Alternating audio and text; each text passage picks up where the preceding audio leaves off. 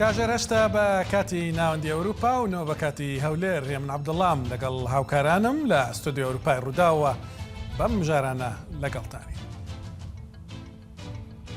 لە کاژێرەکانی ڕابردوودا بڕیارێکی حکوومەتی بەریتانیا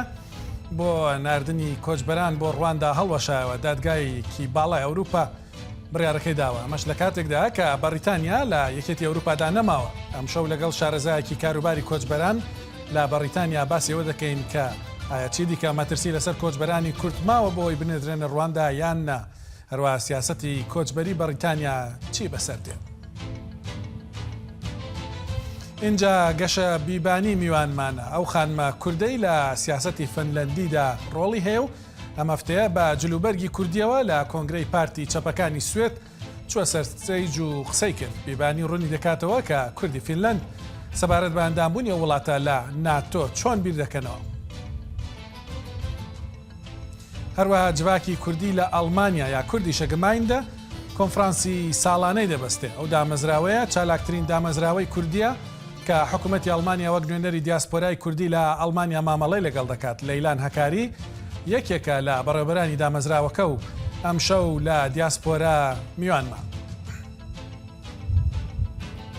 هەرم شەو زنارشینۆ چیرۆکی بەرەمهێنانی ئەو هەنگوینە ئەڵمانیەمان بۆ دەگێڕێتەوە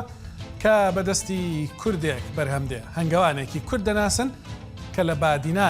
بەهدینان هەنگی ناسی ئێستاش لە ئەڵمانیا دۆستێکی نزیکی هەنگوین خۆرەکانە.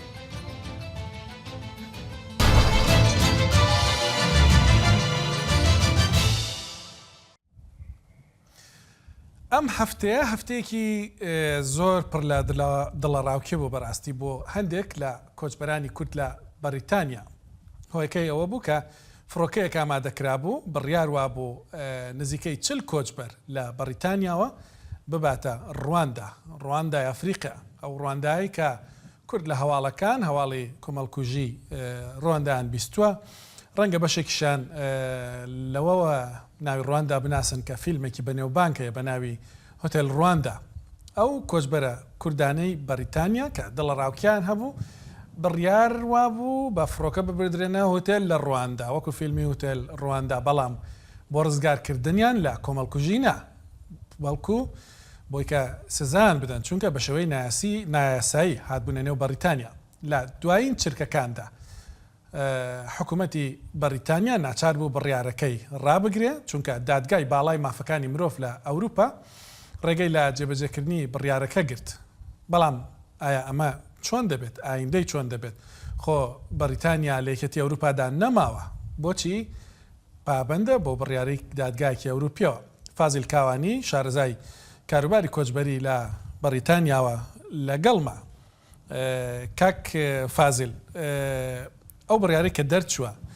بۆ مانایە کە ئیدی کەس نانێردرێتە ڕواندا یا بڕیارەکە تەنیا بۆ ئەو فڕۆکەی کە ئەم هەفتەیە بڕیار وا بۆ بڕوات دەرچووە؟ ئەم بڕیارە ئێستا تازە هاتۆتە ناو دادگا. اینجا یا لە دادگای بەریتانیا یا لە دادگای ئەوروپا، کاونسڵی ئەوروپا بۆ مافی مرۆڤ، یا لەوێ یا لە دادگای بەریتانیا دەبێ بڕیاری لەسەر بدرێت. ئەمان لە ئەوروپاوە تەدەخولی ئەم کێسەیان کرد لەبەرەوەی وەزیری ناوخۆی بەریتانیا چاوەڕێی دادگای پێداچوونەوەی نەکرد. دەبوایە چەند ئەفتەیەک چاوەڕێی دادگای پێداچوونەوە بکە، اینجا ئەم تیارە ئامادە بکە ئەگەر بیبنەوە. بەڵێ کاک فازل، کەواتە دەتوانین بڵێن ئەو بڕیارەی حکوومەتی بەریتانیا ینی پێشتر دەیانزانی کە جێبەجێ ناکرێ، بەڵام بڕیارێکی زۆرتر سیاسی بوو لەوەی کە بڕیارێکی عملی بێ بۆی کە بەڕاستی خەڵک بنێردرێتە ڕواندا؟ بەڵێ زانی چۆنە بە تاکید بڕیارێکی سیاسیە. ئەمانە لە ژێر زەختێکی زۆری سیاسیدان لەبەرەوەی پەنابەرێکی زۆر بەچوب لە کەناڵی ئینگلیز لە فەڕەنساوە ئەپەڕنەوە بۆ بەریتانیا. ژمارەی پەنابەرەکان زۆرە، زۆربەی هوتێلەکان پڕبوون لە پەنابەر. اینجا زەختێکی زۆریان لەسرە، بە تایبەتی وەزیری ناوخۆ. بەڵام بەڕاستی لەگەڵ ئەوەشدا دەبێ ئەمانە ڕێزی دادگای وڵاتی خۆیان بگرن. اینجا لە دوای ئەوەش دەبێ هەتاکو ئێستاش ڕێزی دادگای ئەوروپاش بگرن، ئەگەرچی لە ئەوروپا نەماون، بەڵام هەتا ئێستا بەرپرسیارن لە بەجێبەجێکردنی ئەو فەرمانانەی لە دادگای ئەوروپا بۆیان دێت.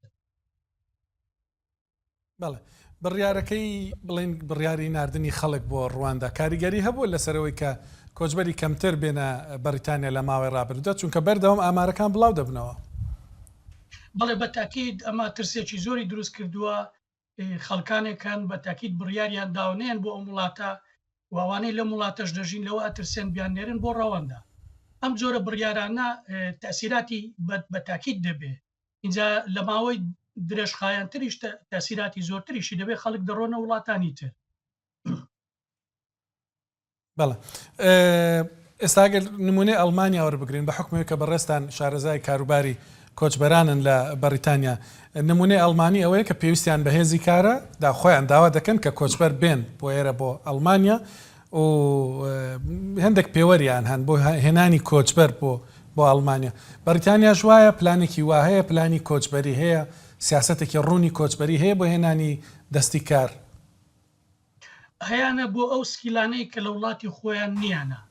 وەکو دکتۆر و مهندیس و خەڵکی شارەزا لە ئایتی ئەم جۆرە سکیلانە بەرنامەی تایبەتیان هەیە ویزەی تایبەتیشیان هەیە بۆ ئەم جۆرە سکیلانە و بە بەردەوام پرۆگرامی تایبەتیان هەیە بۆ هێنانی خەڵک بۆ ئەم نیشانە. لە ماوەی 2 ساڵی ڕابردووش ئەمانە 3 ملیۆن و نیو ئەوروپیان وەرگرت ئەو خەڵکانەی لە ئەوروپا هاتبوون و لێرە ئیشیان دەکرد ئەمانە هەموو ئیقامەی بەریتانیای داپیان بۆیە لە ئێستادا کەمتر خەڵکیان دەوێت بۆ ئیشکردن لە وڵاتە. بەڵێ هاتنی ئۆکراینەکان کاریگەری هەبوو لەسەرەوەی کە کۆچبەری کورد بۆ نمونە کە دەگاتە بەریتانیا کەمتر چانسی مانەوەی هەبێ کەمتر چانسی کار دەستخستنی هەبێ؟ نەخێر ژمارێکی زۆر کەم هاتوونەتە ئێرە بەڕاستی ئەمان تەسیریان نییە لەسەر ئەم بڕیاری حکوومەت. ئەم بڕیاری حکوومەت تەسیرەکەی ئەوەیە کە ژمارەی پەنابەران یەکجار زۆرە. ئێستا لە وەزارەتی ناوخۆی بەریتانیا ئەو بەشەی کە پەیوەستە بە پەنابەران پەچی کەوتووە هەر بە تەواوی پەچی کەوتووە. اینجا مەصرفی ئەو پەنابەرانە لەو هەموو فندقانەی لەندەن و شارەکانی دەور و پشتی لەندەن یەکجار زۆر کەوتووە لەسەر حکوومەتی بەریتانیا و خەڵکی بەریتانیا زەختێکی زۆر دەخەنە سەر حکوومەتەکەیان بۆی ڕێگانە دەن خەڵک بەچوب لە فەڕەنساوە بپەڕنەوە بۆ بەریتانیا و بۆ ئاگاداری شت ئەو خەڵکانەی کەیانەوەی بیان بن بۆ ڕەوەندا تەنیا ئەوانن کە بەچوب دەپەڕنەوە ئەوانەی کە بە تیارە و شت دێن بۆ ئێرە ئەوان نابن بۆ ڕەوەندا تەنیا ئەوانەی کە بەچوب دەپەڕنەوە. بەڵێ تەنیا ئەوانەی کە بەچوب دەپەڕنەوە. سەرەتای هەفتە باسی ژمارەیەک دەکرا کە بڕیار وایە سواری ئەو فڕۆکەیە بکرێن بەڵام لە ڕۆژانی دواتردا وردە ژمارەکە کەم بووە ئەگەر هەڵە نەبم لە کۆتاییدا بۆ 6 کەس لە کۆی 38 کەس. ئەمە چۆن ڕوویدا چۆن کەم بووە چۆن ئەوانەی کە بەچوب هاتبوون بڕیار بوو بنێردرێن بۆ ڕواندا بەڵام وردە دەردەهێنران لەو لیستێکە دەنێردرێن بۆ ڕواندا. ڕاستە خۆی چۆنە چەند هەفتەیەک پێشێستا پارێزەرێکی بەریتانیا لە دادگای بەریتانیا شکایەتی کرد لە حکوومەتی بەریتانیا بۆ ئەوەی ئەم سەفەرانە ڕابگیرێ بەڵام لە شکایەتەکە لە دادگا شکایەتەکە دۆڕا پارێزەرەکە دۆڕاندی حکوومەت بردیەوە. اینجا لەم وڵاتەدا هەموو دادگایەک دەبێت دادگای باڵاتر دادگای سەرەوە یاخود دادگای پێداچوونەوە بە بڕیاری دادگای خوارەوە پێدا بچێتەوە بەڵام وەزیری ناوخۆی بەریتانیا ئەو مەجالەی نەدا نەیتوانی چەند هەفتەیەک چاوەڕێ بکە و قەولێکی پێدان گوتی ئەگەر دۆڕاندمان ئەوانەی دەیان بین بۆ ڕەواندا دەیان هێنینەوە. هەرەوەش وای کرد کە ژمارەیەکی کەم بنێرن هەر وەکو سامپلێک وەکو ئەگزامپلێک کە دەگەی بۆ ئەوەی شتەکە ئەرکەکە لە سەریان کەم ببێتەوە بۆ گەڕانەوەیان. ینی وەکو مەسێجی شوایە بۆ پەنابەرەکانیش وەکو مەسێجی شوایە بۆ خەڵکی خۆشیان لە بەریتانیا. بەڵێ زۆر سپاس دەکەم کاک فازیل کاوانی شارەزای کاروباری کۆچبەری کە لە بەریتانیاوە لەگەڵم بووی. لە بەریتانیا وەکو گوێتان لێ بۆ کورد دڵە ڕاوکێ هەیە هەندێک لە کۆچبەرانی کورد لە فینلەندا شەروە هەندێک لەوانێک کە لە فینلەندان کوردی دانیشتی فینلەندان دڵە ڕاوکیانەیە هۆیەکەشی ئەو پرۆسەیە کە ئێستا بۆ ئەندامونی فینلەند لە هاوپەیمانەتی ناتۆ دەستی پێکردە. دەزانن کە تورکیا ڕەتی دەکاتەوە فینلەند و سوێد بێگومان ببن بە ئەندامی ناتۆ هۆیەکەشەوەیە کە دەڵێ فینلەند و سوێد هاوکاری پەکەکە دەکەن و بۆیش داوا دەکا تورکیا بێگومان کە ئەو دوو وڵاتە ژمارەیە کوردی دانیشتووی ئەوێ ڕادەست بکەنەوە. کاردانەوەی تند لە هەردوو وڵات هەن بێگومان لە میدیاکان لە نێو پەرلەمان لە نێو پارتەکاندا بۆ نمونە ئەم هەفتەیە لە کۆنگرەی فراوانی پارتی چەپەکانی فینلەند ئەو مژارە قسەی لێکرا یەکێک لەوانەی کە قسەی کرد لەسەرەوە مژارە گەشاو بیبانی بوو چەپێکی قسە ڕۆشتووی کوردستانی فینلەندیا بە جلی کوردیەوە ڕای خۆی گوت ڕای خۆی لەسەرەوە مەسەلەیە گوت گەشاو بیبانی ئێستا لە فینلەندەوە لەگەڵمە گەشاو خان ڕەنگە بێگومان زۆر بەمان فینلەندی نازانین کوردی دانیشتی فینلەندا فینلەندی دەزانن دەمێ بزانم لەوێ باسی چیت کرد لە کۆنگرەکە چیت گوت بەڵێ سپاس کاک هێمن بۆم چاوپێکەوتنە لە کۆنگرەی پارتی چەپ چەندین بڕیاردرا و چەندین قسەکرا لەسەر دۆسەی کورد بەگشتی هەڵبەتە پارتی چەپ هەمیشە هاوکاری دۆسەی کورد بووە بەڵام ئێستا بە شێوازێکی تر و بە ڕەنگدانەوە و هاودەنگێکی توند و تیژەوە ئێمە لەناو کۆنگرەی پارتی چەپ پێشنیارمان کرد بۆ ئەوەی کە پارتی کرێکارانی کوردستان لە لیستی بە حیساب تێرۆریستان لا ببرێت و جگەلەوە من پێشنیارم کرد کە وڵاتی فینلەند نابێت بە هیچ شێوەیەک چەک فرۆشتن و چەک کڕین یاخود هیچ بازاڕیەک لەگەڵ وڵاتە فاسیستەکانی وەکو تورکیا یاخودە وڵاتانەی کە مافی مرۆڤ یا گرنگی نادەن بە مافی مرۆڤ بکرێت و هەردوو ئەم داواکاریانە لەلایەن پارتی چەپەوە پەسەند کران و بەگشتی ئێستا بارودۆخی فینلەند لە ڕووی سیاسیەوە بەڕاستی کەوتۆتە دۆخێکی نیگەرانیەوە بە بۆنەی ئەو فشارەی کە رووسیا دروستی کرد لە ئوکراینە و ئێستا زیاتر بە بۆنەی ئەوەی کە بۆ پەسەندکردنی داواکاریەکەمان لە هاوپەیمانێتی ناتۆ ئەردۆغان کە چەنەها داواکاری کردووە کە دژ بە مافی مرۆڤ کار دەکەن کە دژ بە یاسا بنەڕێتیەکانی فینلەندا کار دەکەن و گرنگترین لە هەموو ئەوانەی کە دژ بە کورد کار دەکەن بێگومان هەمومان فاسیسمی تورکیا دەناسین و دەزانین ئەردۆغان بۆ هەمیشەیی ئامانجی ئەوە بووە کە کورد لەناو ببات و ئاکتیڤیزمی کورد نەهێڵێت ئێستا دەیەوێت دەستی بگاتە دیموکراسیەتی ئەوروپا و ئێمە ئەوە پەسەند ناکەین بەڵێ ئەمە ئەو ڕایە بوو کە پارتی چەپ لە کۆنگرەکە گوتی ڕای گشتی فینلەند بە گشتی لەسەر داواکاریانی تورکیا چییە تۆ باز دەکەیت دەڵێ ترس لە رووسیا زۆر گەورە بۆ ئێستا و ینی دەتوانمەوە بێنمە پێشچاوی خۆم کە خەڵکان لە فینلەند دەڵێن قەیچێکە بە ئەم بڕیارە یانە و داواکاری تورکیا قبول بکەین و ببین بە ئەندام لە ناتۆ ئەمە هەیە لە نێو کۆمەڵگای فینلەندی بەڵێ بەداخەوە لە ئێستاە ئەم دۆخە دوو بەرەی دروست کردووە ئێمە بەرەیەک دەڵێن کە ئێمە پێویستەکات بۆ پاراستنی ئەمنیەتی وڵاتەکە قبولی بکەین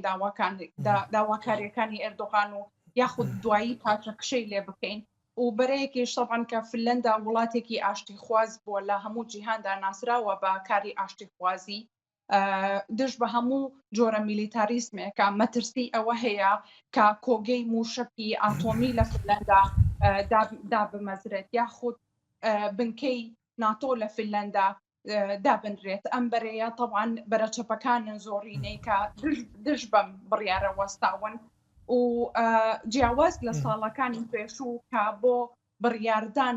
لە بوونە ئەندام لە هاوپەیمانێتی ناتۆ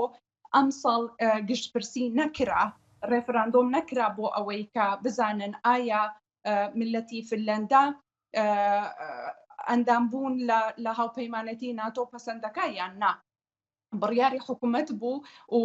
لە بڕوایەمە و فشارەی کە رووسیا دروستکردەوە ئەوە تاقە سەبەبی بوو کە ئێمە ئێستا بەم دەم و دەسە و بە شێوازێکی زۆر سترێس و قلقانە ئێمە ئەو داواکاریەمان کرد بەڵێ دەزانم ئەوەی کە جلی کوردیت لەبەر کردووە لە کۆنگرەکە دەنگدانەوەیکی زۆر گەورەی لە بڵێن بەلانی کەمەوە لە تۆڕە کۆمەڵایەتیە کوردیەکاندا هەبوو یەکجار زۆر باسی کرا بەڵام بۆچی هەڵت بژار بۆ فینلندیەکان بەجلی کوردیەوە دەرکەوی و کاریگەری چی بوو بۆی کە بەجلی کوردیەوە ویست پەیامەکە بگەێنی پەیامی منەوە بوو کە ئێمەی کورد تێرۆریست نین ئێمە دەزانین کە وەک پێشتر گوتم ئێردۆغان بە شێوازێکی زۆر ناشرین و ناڕاستانە کوردی ناساندووە بە جیهان و هاوشێوەی هیتلەر پرۆپەگاندا کە جۆسف گۆبلینی بەکاردەهێنا بۆ پرۆپەگانداکردن دژ بە یەهودەکان ئێستا ئێردۆغان بە هەمان شێوە پرۆپەگاندا دەکات بۆ ئەوەی کە هەموو کوردی جیهان وەکو تێرۆریست بناسێنێ و بە تایبەت ئەوانەی کە ئاکتیڤیستن بە تایبەت ئەوانەی کە سۆسیالیستن وەکو ئێمە بۆیە ویستم پەیامێک بنێرم کە ئێمەی کورد تێرۆریست نین لە ناو پارتەکە من کەسێکی ناسراوم لە ناو پارتەکە من کاردانەوەم زۆر بووە بۆ ئەم هەرێمەی کە تێیدا کارەکەم لە ئێستاە لە ناو ئەنجومەنی هەرێمە بۆیە بۆ من گرنگ بوو کە خەڵکی و هەم خەڵکی ئەم وڵاتە هەم ئەوانەی ناو پارتەکەی خۆم کە تێبگەن لەوەی کە ئەسڵ و ئەساسی ئەو قسانە یاخود ئەو تاوانەی کە ئێردۆغان بە پرۆپەگانداکەی کردوێتێ تاوانێک بۆ سەرپارتی کرێکارانی کوردستان یاخود بۆ کوردانی جیهان ئەسڵی نییە و ئەوانەی کە بە تێرۆریستی ناساندووە کەسانی ئاسایی وەکو منن و لە وتارەکەش وتم زۆرینەی ئەو کەسانە ئافرەتی دیموکراتی خوازن ئافرەتی ئازادی خوازن و ئافرەتی ڕەنگینن کە بە هەمان شێوەی من بە دەنگ و ڕەنگی خۆیان قسە دەکەن ئەمە پەیامی من بۆ کۆنگرەکە باشە لەنێو فینلەندا گەرنتی ئەوە باز دەکرێت گەرنتی هەیە کە کەس نەنێردرێتەوە بۆ تورکیا تەسلیمی تورکیا نەکرێتەوە چەندین لە پەرلەمانتارەکان بەڵێنی ئەوەیان داوە کە بە هیچ شێوەیەک ئەو یاسە بنەڕەتیانە کە ڕبتن بە مافی مرۆڤەوە بە هیچ شێوەیەک پەسەند ناکەن کە دژایەتی ئەم یاسایانە بکرێت بەڵام هەمان کاتیشە ئەو بەرەڕاستەی کە ئامادەیە هەموو کارێک بکە بۆ ئەوەی ئێردۆغان داواکاریەکانی فینلەندا پەسەند بکە پەیامیان ناردووە بۆ لە ڕێگای سوسیال میدیاوە یان لە ڕێگای ڕۆژنامەکانەوە کە ئێمە دەبێ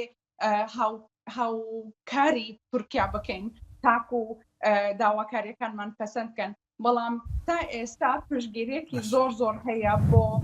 دۆستەی کورد لە ناو پەرلەمانی فینلەندا باشە زۆر سپاسە دەکەم گەشا و بیبانی سیاسەتوانی کوردستانی فینلەندی کە لە فینلەندەوە لەگەڵم بووی زۆر سپاس ناوبڕێک وەردەگرین پاش ناوبڕ چیرۆکی هەنگاوانە کوردەکە باز دەکەین کە وەکو گوتم لە بەهدینانەوە هاتووە ئێستا لێرە لە ئەڵمانیا هەنگوینی ئەڵمانی خۆی بەرهەمی نایەنە بێگومان هەنگەکان بەرهەمی دێنن بەڵام ئەو کۆی دەکاتەوە دەیفرۆشێ دەیبیستن هەروەها پێشەویش باسی کۆنگرەی جوواکی کوردی لە ئەڵمانیا کوردیشە گەمایندە دەکەین کە بێگومان دامەزراوێکی زۆر کاریگەرە نێو دیاسپۆرای کوردی لە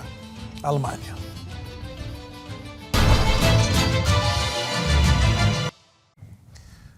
لە ئەڵمانیا کوردیشە گەمایندە هەیە کوردیشە گەمایندە دامەزراوەیەکە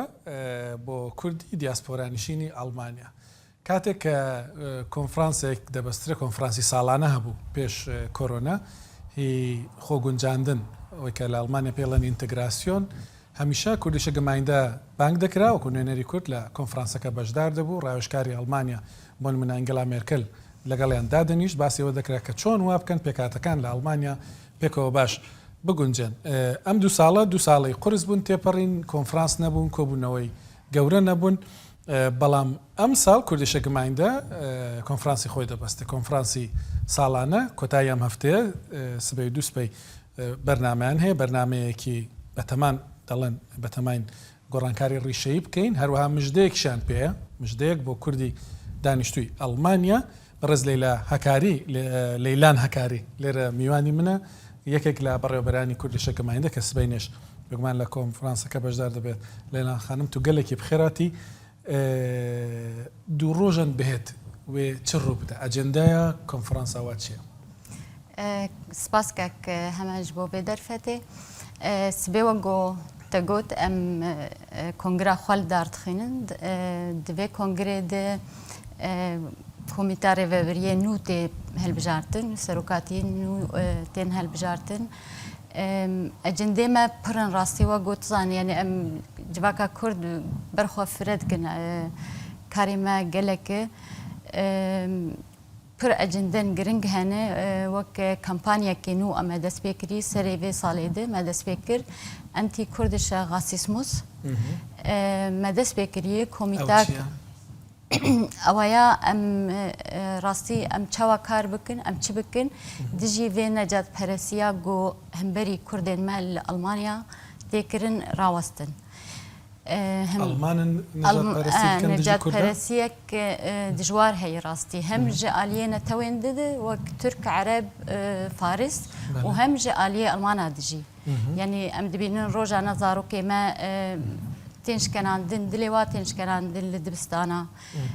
dê bav li daîreyê Almana yani dilekî şikestî vedigerin dema got dibên em Kurdin ya em ji Kurdistanin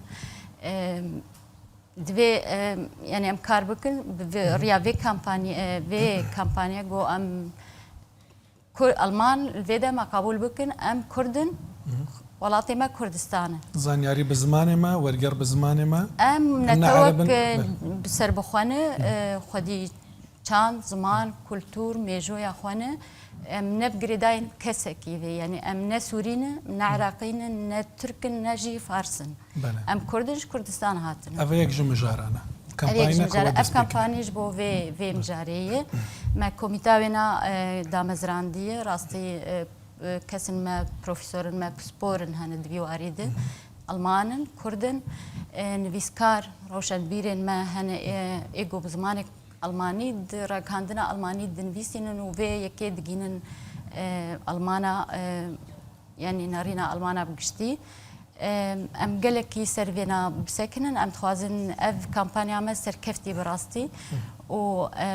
dixwazim piştgiriyê jî ji vê kampanyayê bistînim ji ber got ev kampanya me bi serkeve derînî gelekî fire li ber Kurdan vedibin. Li Almanya. Ev yek ji mijaran bû wekî me got di kongrê de tê behs kirin. Tiştên mijarê din jî hene ku ecendeyê de bin. Ecendê me gelekin yani nizam derfet heye em behs bikin ez ê nimûnen bêjim wek zimanê Kurdî yani evaya jî karek me taybet got em ser radwestin herêmê got qebûl nakin zimanê Kurdî li dibistana bê xwendin. Herêm hene qebûl nakin li Almanya? Erê hene wek hêsin heye nimûne ew naxwaze dibê hûn bixwazin hûn ê bikin ser hûn fînanse bikin hûn her tiştî giran dibe ser me. Em hîn dewam dikin doza zimanê Kurdî li dibistana ji bo zarokên Kurd û nekurd bê bicîkirin. Herêmên de êgo wek enervê nimûne êgo zimanê Kurdî dibistana didin me em diriya navendê xwe de çi navendê li kîjan bajarî hebe li wî bajarî zimanê Kurdî daxin dibistana wek bajarê me Zîgin got me zimanê Kurdî bi şaredariya Zîgin hişt got zimanê Kurdî da keve dibistana ana çar dibistan hene li bajarê Zîgin got zarok bi zimanê Kurdî dixwînin. Ev jî yek mijarek me giring e. Yadin çine ku giring bin hêjî? Rastî gelekin. Piştî Komîta Rêveberiyê tên hilbijartin direkt em dikevin kar di civînê de û em plana xwe nû çêdikin. Vêja ew ê ku min bîstî dibêjin we plan dane guhartinên gelek mezin çê bikin di komîteyê de û di her tiştê de.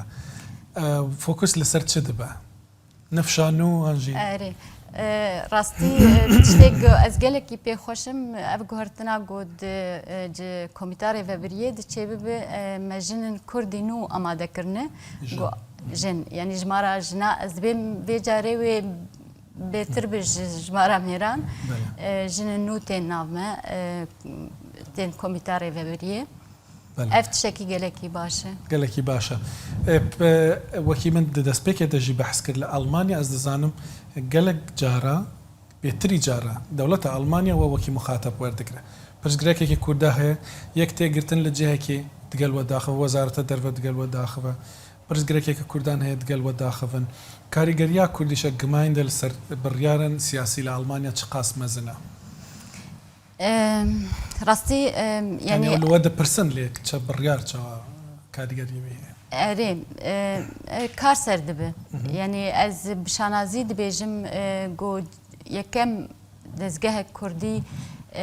ئەv فدراسیۆنا civaka Kurd li Almanya got wek federasyoneke Alman Kurd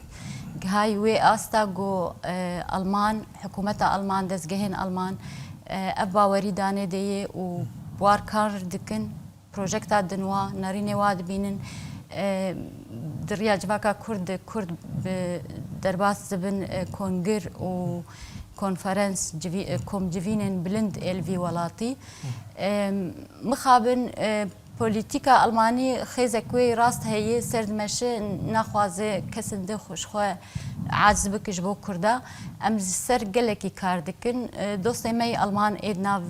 polîtîkê de êgo biryarê wa karin biryara bidin dost û hevalê me gelek nava çê dibin tiştekî baş heye gelê Alman wek gel tev li pişta Kurdayê mayê polîtîkerê wa em gelekî ser kar dikin vêca wek kar li ser tiştekê kiriye ku encam hebûye paşî bêje min ew encam çi ye ku te got wekî em bi soranî dibêjin mijde ye nûçeyeke pir xweş e tu te got di destpêkê de lê niha li ser asta wekî dibêjin diyasporaa Kurdî bi giştî hewldan hene ku hêzên ku hene an jêrsaziyên ku hene bi hev re baştir kar bikin hûn wekî Kurdîşe gemayî de xwe li ku derê dibînin di nav wan hewlan de Rastî deriyê civaka Kurd li Almanya ji her kesî vekiriye êgo kare bi karekî baş em rastî yani em bizav dikin gelekî got em karekî profesyonel bikin tiştek vê de heye got derfetê bidime yani herkes Kurd perwer dilê wî hez dike dixwaze dilî dêş dixwaz kar bike lê dema got mero kar bi nezanî bike bawer bi gelek cara دوستن gelek enerjiya xwe datînin lê ew kar bi xerabî li me vediger ji ber nezanbûn bûye yanî em çi qesî kar dikin got ev karê me profesyonel derbas bibe ji bo got bi ser keve li hemberî Almana nikaribin bên tiştek yanî di rêya me nerawestin ji ber vê yekê deriyê me ji her kesî vekiriye em dixwazin li gor sîstêma Almana kar bikin yanî ji bo em li vî welatî bên qebûl kirin êgo karî bi wisa kar bike em buwar yanî kar bikin bi dilxweşî ev dezgehên nû çê dibin yanî ez li gor agadariyên me têkiliyên me hene ez gelekî hez dikim gelekî û ermanca me yek wek leylan taybet got Kurd çi qesî narînê wa cuda bin çi qesî karê wan ne wek hev bi cuda be lê ji bo ermancê sereke em dengek bin û destek bin bêje niha nûçeya xweş çi belê nûçeya xweş wek got hûn dizanin yanî civaka Kurd ev heyî dora 2 sala em me dida dû ragihandinê Almanî ji bo got bi zimanê Kurdî jî programê xwe çêkin wek nimûne VDR yani VDR li gor ezanim 64 zimanî programê xwe çê dike li dinyayê belav dike zimanê Kurdî nav tune bû me têkilî bar kir bi ragihandinê bi îmêla bi têkiliya bi hevdîtina lê tiştek nedixistin destê me berî çend roja ev mizgîniya xweşî got min dixwest eşdar bêjim û ji bînarar bêjim ji ber ezanim gelek dost heval Kurdperwer bendevê nûçe xweş bûn xanima me Claudia Roth dostek civaka Kurd gelekî piştgiriya me ji ber anak di hikûmeta nû de bûyî wezîra kultur û ragihandinê berî çend roja ji marşand hey civaka Kurd ez borkar bikim em her dû haver kar bikin got VDR program bi zimanê Kurdî çêk belê ew destkewta ya VDR bi zimanê Kurdî tenha bername wan nebû bi Kurdî na tune bû mixabin baş yani 64 zimana heye li dinyayê Deutsche Welle VDR an jî Deutsche Welle Deutsche Welle rast çünkü VDR heye min got VDR na Deutsche Welle entschuldigung min got çünkü radyo televizyona Rojava Almanya dibêjine VDR ya dewletê wan bername hene bi Kurdî lê Deutsche Welle dema ku dibe watayê wî ew ku karîgeriya an jî Almanya dixwaze bi Kurdî jî digel dinyayê biaxive rast gelek spas xanim Leylan Hekarî پێویا سەرکەفتنی بۆ کۆنگراوەژی سپاس. ئەس بێژم مزگینیا خۆشترشی کوتە گوت خانم زێدە دەبندە خانم شكل مرجي تايبت قالك يخوش بو از البندم گەلک سپاس دەستە ساغ بن گەلک سپاس وەکو لە سەرەتای بەرنامەش باسم کرد مژاری کۆتاییمان ئەوەیە کە زنارشینۆ ستۆرێکی ئامادە کردووە لەسەر کوردێک لە باشووری کوردستانەوە دەچێت لە بەغدا دەخوێنێ کشت و کاڵ دەخوێنێ دێتە ئەڵمانیا هەنگوینی لە هەنگی ئەڵمانی هەنگوین کۆ دەکاتەوە و ئێستا لێرە کارێکی سەرکەوتووی لێ دروست کردووە پێکەوە چیرۆکەکەی دەبینین.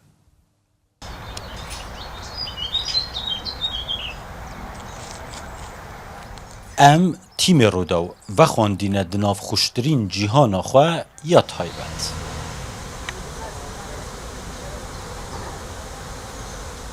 Ehmed Bêdkarî bi spor û şarezayê mêşin hingvînî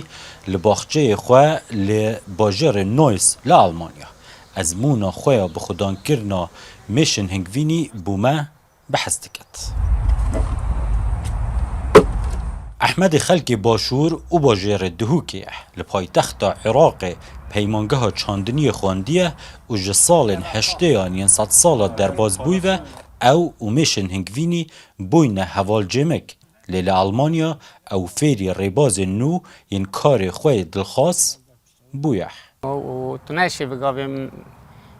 mîrekê mêşal غير devlet bînî an غير millet bînî û li berê bê hikmet yanî. Bê hesên dê te cizaken dê sizakê mezin çê bîdene te. Çunku qanûnin ev e. Ev da hecîn çê nebin çêbî hindek newînî derkevin net baş bin bo. Ev va Almanya du sê تقریبا سلاله تنید او بین کرنیولی نه بس یا مهمش خرم مهمتر يعني جرينتر باك فاسته السيستم تنید خاص يعني حماية وجد كان بكو مشاب خدانت كتن نظام هاي قانون هاي تو بچه قانوني همین تشخان یا دوی وری او کلو پلتین وری چی بی وقتی دامن کردستان و عراق نبود درمانت نخوشی ها مثلا نخوشید میشه گله نخوشید هین اشوار وای و کرم رزینه بجن تعفن حضانه های امریکی و های اوروپی و ام بجن او ایج المانیا جهنه بله الهمی عرضه شریپانه های ام بجن دودت شمع عربی آلمان او کرم جه های شماید گیرم وجا درمان تواجهید هین و چای تو معالجه که و بری همی تشید هین یعنی اگر او درمان بری کردستان بزحمت بود نبون دلکت من ایت وقتی تشکیلینا شان خود میشاب که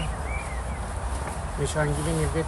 جیکه کنه بخو خوب پارزش پیدانا میشه پشکنین و چاودری کرن و سغبری کرنا میشن هستیار و مروو از ازی خارنا و جگری و دردخید جبو احمد جواد خوشترین دم و کاره هذا روجي تقريبا شوليوي طبعا شوليوي بس هيك دانانه ملك الشاجنه وبهنا خليه خرشويه بهنا شانه جدوي در کنده قدرت تين اوي بهنه در تخند شولکر هم دی بجنه شغالات او شولکر وی بهنه بلاف کن شانه دا جور و هر شانه که بهنا ملکا خو یا سرمیر خو یا شاجنا خو شاهنگ خود زانند کار پروفشنال احمدی در و جیران نوین آلمان و جملتین دی لوی کم کرینه او دو بیجید خوشترین هنگوین لأوروپا یه یونانه لیه دنیای یه کردستانه بار بکه یه یونانی گلش واهمنا خوشتره یعنی من یدیتی وکی کردستانه یونانی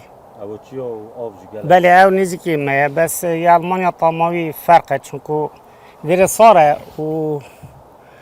نه وکی بین جورت کلیل که داروباری نه وکیت منه فرق اف پارچان بجنی حاجس ملکات او نهل میر سر کردن داهی کنه کنه ناف جهی اوی هنگیوینی کون که دانانا شانا دناف صندوق میشانده که ایدی لجیهان هموی وک باشترین ریا بخودان کرنه دهینه بکار آنین شارزایی بدوید اوید رخی اغلبه بارابطر اوید رخی هنگیوینید کنه او دار که ترخی همشین کرد نشانه بس باید کردواری جدا نش با صندوقا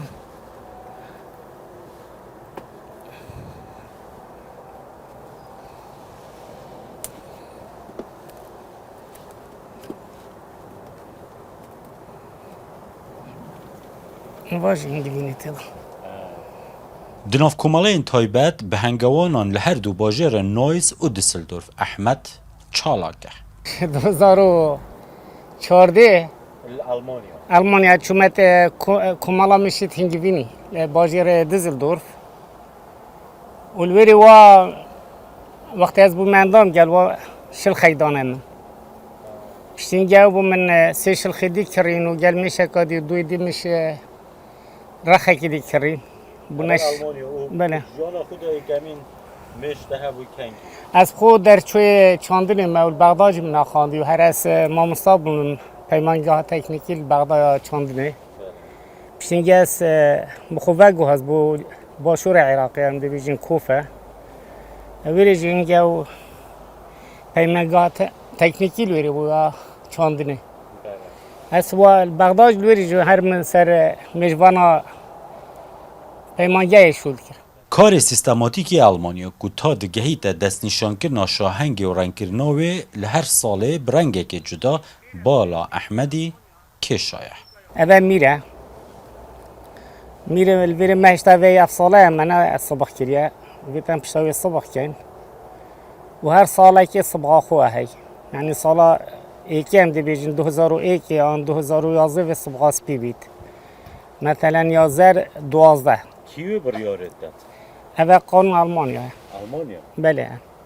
اینجا بس تو کیفا خوی تاوید صبح کیانا که بس که وک سال دابزانی میریت ایکی ساله û bûçî ve guhastina mêşên hingvînî ji cihekî bû cihekê dî pêwîstî bi molet û destûrê ye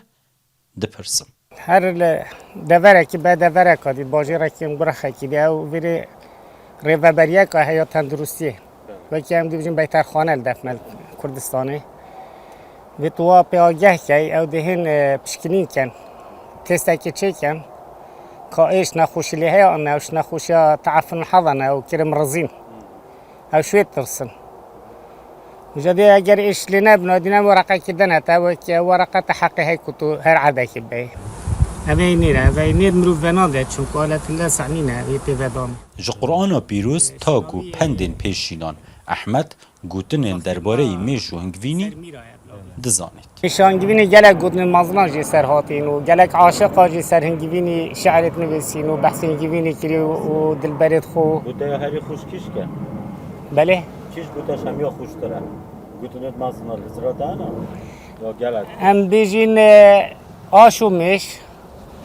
زی مرویت این نپیش و زی مرویت کنه درویش ایکادیا هید بیجید میشام مبدا و خلکی هنگی بین خار Bigavî halê te ew e? نه هم جید خون و هرچی هم دینی جی عافیت بید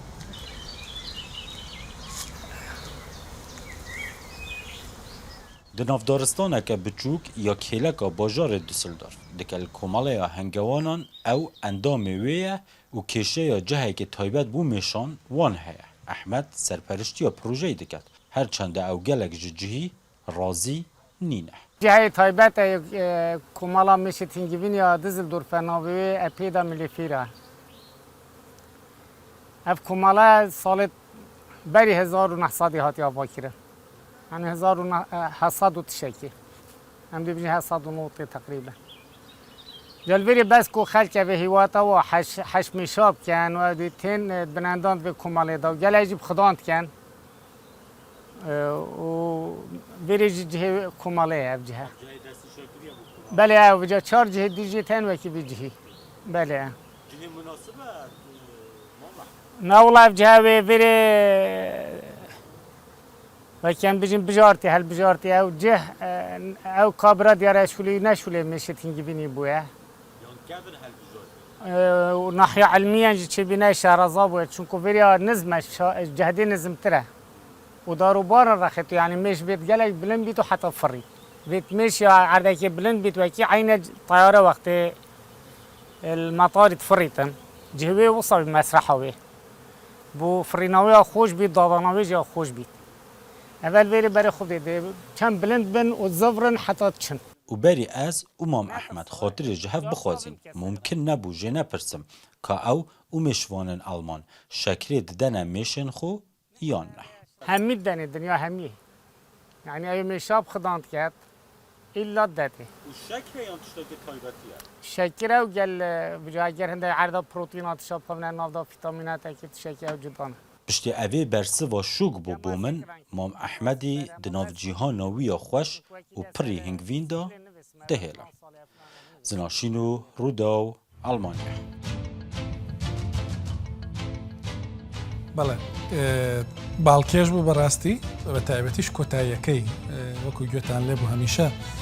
کە دەتەوێت هەنگوێن بکڕی پرسیار دەکەی ئەمە شەکری تێدا ئەمە شەکری تێدا نییە بە قسەی کاک ئەحمەد بێ هەموو کەس ئەوەی کە هەنگی هەیە هەنگوین کۆ دەکاتەوە شەکریشی تێدەکات و کاک ئەحمەد دەڵێ هەنگوینی کوردی خۆشترە یا کوردستانی خۆشترە لە هەنگوینی ئەڵمانی یا دەڵێ ئەوەی ئەڵمانی تامەکەی جۆرێکی ترە سپاسان دەکەم کە تاوکەستا لەگەڵمان بوون ئەمە دیاسپۆرای ئەم هەفتەیە بوو وەکو هەموو هەفتەیەک بیرتان دێنمەوە کە هێڵی گەرمی دیاسپۆرا لەسەر شاشەیە پێیان بنێرن پەیامی دەنگی تێکست پێشنیاز بکەن کە دەتانەوێت چی لە دیاسپۆرا پێشکەش بکرێ کەسێک دەناسن پێتان وایە گرنگە لێرە میوان بێ پێشنیازی بکەن و تا هەفتەی داهاتوو هیوادارم هەموو لایەکتان بێ بەڵا بن.